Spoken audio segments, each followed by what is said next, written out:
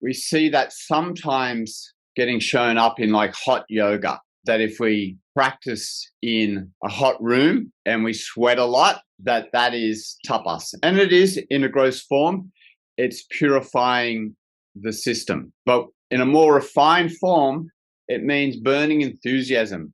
It means purifying all the different aspects of our life. So not just the physical, the nervous system, the mental, emotional, spiritual, we're purifying all of those different levels, and it's bringing burning enthusiasm. So if you brought it down to one word, it would be effort. Svadhyaya in one word would be awareness. Ishvara Pranidhana in one word would be surrender. As we go through these, we see that like effort, for a lot of us, effort is not that hard. A lot of us can bring effort to our practice. We put a lot of effort into our asana practice, and we bring awareness to our lives. A lot of us are very aware of our patterns and our stories. We sit around in our cafes and we talk about them.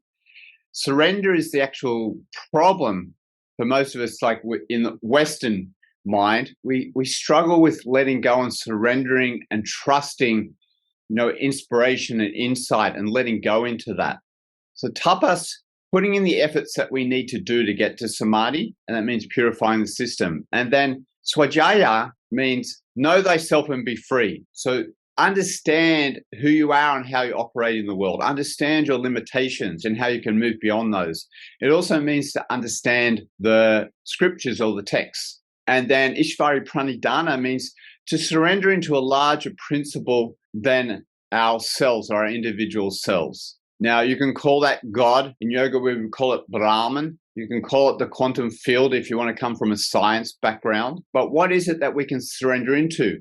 You have to at least feel like that you have a greater possibility that you can live, that I can move towards. Because if you don't, what's the point of the process? I can be bigger than what I am, more than what I am. So effort, bring awareness, and surrender into a higher principle.